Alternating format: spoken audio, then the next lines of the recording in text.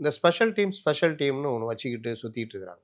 எஸ்பிக்கு special team இருக்கு. SP, DC வச்சுக்குவாங்க. DC special, SP special, ஜேசி special team இருக்கும். இவர்கள் வானளாவிய அதிகாரம் படைத்தவர்கள். நீங்கள் ஒருத்தரை கைது பண்ணால் ஸ்டேஷனில் வச்சு விசாரிக்கணும்.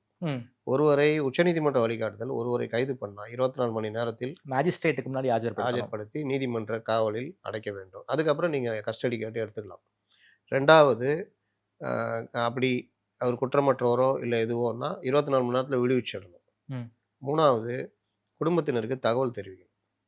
இதில் பார்த்தீங்கன்னா சனிக்கிழமை வரைக்கும் அவங்க அம்மா அப்பா எல்லாருமே அவங்க அம்மாலாம் வந்து கேட்டுக்கிட்டு அலைகிறாங்க, பதில் இல்லை. இன்றைக்கி என்ட்ரி திப்பேன்னு ஒரு குற்றச்சாட்டை வச்சுருக்காரு. எஸ்பி வந்து உங்கள் பையன் சேர்த்துட்டான்னு சொன்னார் அவங்க அம்மாட்ட அப்படின்னு. அது உண்மையாக பொய்யா தெரியாது. அப்போ இந்த மாதிரி விவகாரங்கள் எல்லாமே வெடிச்சு கிளம்புது. இந்த ஸ்பெஷல் டீம் கையில் இந்த பையனை ஒப்படைக்க வேண்டிய அவசியம் என்ன?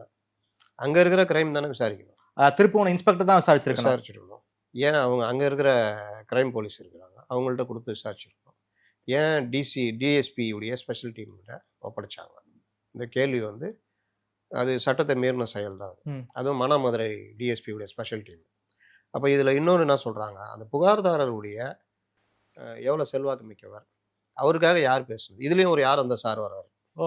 யார் அந்த செக்ரட்டரியேட் சார், யார் அந்த ப்ரெஷர் கொடுத்த சார், எஸ்பிஏ ஸ்டேஷனுக்கு வர அளவுக்கு பண்ணவர் யார் அப்படின்னு. ஓகே, ஸோ இன்ஃப்ளூயன்ஸ் பண்ணதன் காரணமாக தான் டிஎஸ்பியோடைய ஸ்பெஷல் டீம் வந்து அஜித் குமார் விசாரிச்சிருக்காங்க, வந்து டேக் ஓவர் பண்ணிக்கிறாங்க. ஓகே, அதில் நம்ம சொல்லல, அவங்க எஃப்ஐஆர்லேயே இருக்குது. இந்த கேஸை பார்க்கும்போது சுப்ரீம் கோர்ட்டோட கைட்லைனை மொத்தமாகவே மீறியிருக்காங்களே சார். ஆமாம், நீங்கள் எங்கெங்கெல்லாம் கூட்டி போய் சிவில் ட்ரெஸ்ஸில் வெளியில் தோப்பில் வச்சு அடிக்கிறது, கோசாலையில் வச்சு அடிக்கிறது, இவங்க கூட்டு போகிறத பொதுமக்கள் பார்த்துருக்காங்க, அடிக்கிறத பார்த்துருக்காங்க. இது எல்லாமே வந்து சில இடங்களில் சிசிடிவியே காமிக்கிறாங்க பொதுமக்கள். இதெல்லாம் பாருங்கள் சார், அவங்க கூட்டு போகிறதெல்லாம் தெரியும் அப்படின்னு. நீங்கள் விசாரணைக்கு ஒருத்தரை கூப்பிட்டு விசாரிக்கிறீங்க ஸ்டேஷனில், அவர் ஒரு இடத்துல பொருள் வச்சுருக்கேன்றாருன்னா அதுக்கு கூட்டு போகலாம். ஆனால் நீங்கள் அங்கங்கே கூட்டு போயிட்டு ரவுண்டு கட்டி அடிக்கிறதுலாம் இப்போ தான் புதுசாக கேள்விப்படுறோம்.